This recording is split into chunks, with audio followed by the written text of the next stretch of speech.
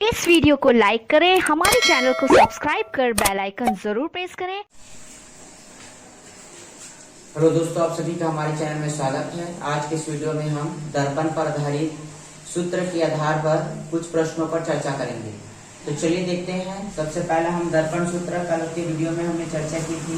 तो दर्पण सूत्र होता है 1/f equal to 1/b plus 1/a। इसके अलावा हमने आवर्धन का सूत्र भी देखा था। आवर्धन होता है -b/u इक्वल टू i/o। तो इसी सूत्र पर आधारित आज की इस वीडियो में हम कुछ प्रश्नों पर चर्चा करेंगे। इसके अलावा हमने पावर का सूत्र भी देखा था। पावर का सूत्र होता है 1/f। P इक्वल टू होता है 1/f। अगर फोकस दूरी मीटर में दी गई हो तो हम इस सूत्र को उपयोग करेंगे, और अगर फोकस दूरी सेंटीमीटर में दी गई होगी तो इस सूत्र को हम यूज करेंगे। तो चलिए देखते हैं। सबसे पहला हम इस पर आधारित प्रश्नों को देखेंगे, उसके बाद हम इस और इसे भी देखेंगे। तो सबसे पहला प्रश्न दिया गया है। प्रश्न में है फोकस दूरी 0.5 है। प्रश्न में आपको फोकस दूरी दी गई है 0.5 और आपको निकालना है कि इसकी क्षमता क्या होगी। ये जो यूनिट है वो मीटर में दी गई है, तो आपको बताना है कि इसकी क्षमता क्या होगी। तो क्षमता P का सूत्र होता है 1/f। यहाँ पर अगर फोकस दूरी मीटर में है तो हम इस सूत्र को यूज करेंगे। तो यहाँ पर इसे आपको f का वैल्यू रख देना 0.5।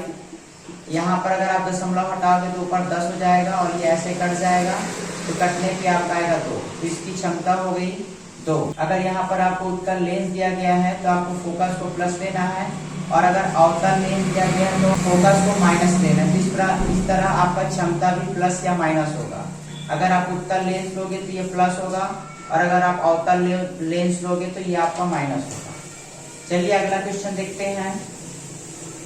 अगला प्रश्न दिया गया है 10 सेंटीमीटर फोकस दूरी वाले अवतल दर्पण के ध्रुव से, यहाँ पर फोकस दूरी दी गई है 10 सेंटीमीटर, मतलब f का वैल्यू है 10 सेंटीमीटर। अब ये आपका अवतल दर्पण है, तो अवतल दर्पण की स्थिति में फोकस को माइनस लेते हैं, जबकि उत्तल दर्पण में फोकस दूरी को प्लस लेते हैं। अब अगला है आपका दर्पण के ध्रुव से 15 सेंटीमीटर दूरी पर स्थित है। जो u का मान है वो है 15 सेंटीमीटर दिया गया है, और इस 15 सेंटीमीटर को आपको हमेशा माइनस लेना रहता है। u का वैल्यू को हमेशा माइनस लेते हैं, जबकि f का वैल्यू माइनस या प्लस डिपेंड करेगा कि दर्पण कौन सा है। अवतल दर्पण में f को माइनस लेते हैं, जबकि उत्तल दर्पण में f को प्लस लेते हैं। अब आपको बताना है कि प्रतिबिंब की स्थिति क्या होगी। तो प्रतिबिंब की स्थिति को निकालने के लिए हम वही सूत्र उपयोग करेंगे 1/f equal to 1/b plus 1/u। यहाँ पर हम इसके वैल्यू को पुट करेंगे तो आपका v का वैल्यू आ जाएगा। तो यहाँ पर सबसे पहले रख लेते हैं f का वैल्यू दिया गया है -10, 1/b, b का वैल्यू आपको निकालना है, और यहाँ u का वैल्यू लेना है -15। अब इसको हम राइट साइड शिफ्ट कर लेंगे, तो ये आपका माइनस जो है वो प्लस बन जाएगा, और इस प्रकार आपको ऐसा मिलेगा। यहाँ पर अब इसको आप किसी भी मेथड को उपयोग कर सकते हो। तो हम एक मेथड यूज करते हैं कि इन दोनों का लसा निकालते हैं एलसीएम। तो एलसीएम इसका आएगा आपका 30। अब आपको इस 10 को इससे भाग करना रहता है, तो इसको जब आप भाग करोगे 30 को भाग करना है आपको 10 से, तो आपको उत्तर आएगा 3, और जो उत्तर आता है उसको ऊपर से गुणा करते हैं। तो ऊपर से गुणा करेंगे तो 3 एक कम 3, यहाँ माइनस लगा है तो -3 हो जाएगा, प्लस इसको जब आप इससे डिवाइड करोगे, भाग करोगे, तो यहाँ पे भाग करने की स्थिति में आपका आएगा 2। जो उत्तर आता है उसे ऊपर से गुणा करते हैं तो 2 एक कम हो जाएगा 2।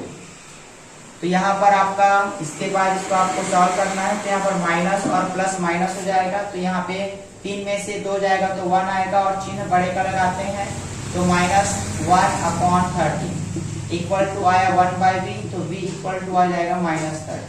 तो यहाँ पर जो प्रतिबिंब है वो -30 सेंटीमीटर, अर्थात जिस स्थिति पर वस्तु है, मान लीजिए यहाँ पर वस्तु है जो कि लेफ्ट साइड में है, तो यहाँ पर b भी जो है होगा वो भी लेफ्ट साइड में होगा। यहाँ पर देखिए u जो है 15 दिया गया है, तो मान लेते हैं 15 है, तो जो b होगा वह 30, इससे डबल बन रहा है। तो यहाँ पर होगा आपका b का स्थिति, और इसकी जो दूरी होगी वो होगी 30, और माइनस इसलिए लेते हैं क्योंकि यह लेफ्ट साइड में है। तो इस तरह आपको इसको समझना होगा। अगला हम देखते हैं कि प्रतिबिंब का आवर्धन भी इसमें निकालना है।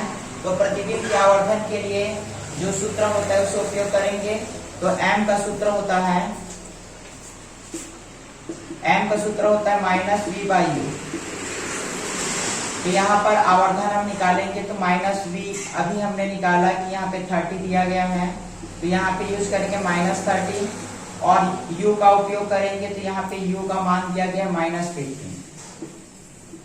इसे जब हम सॉल्व करेंगे तो सॉल्व करने पे आपका ये माइनस माइनस प्लस हो जाएगा -2।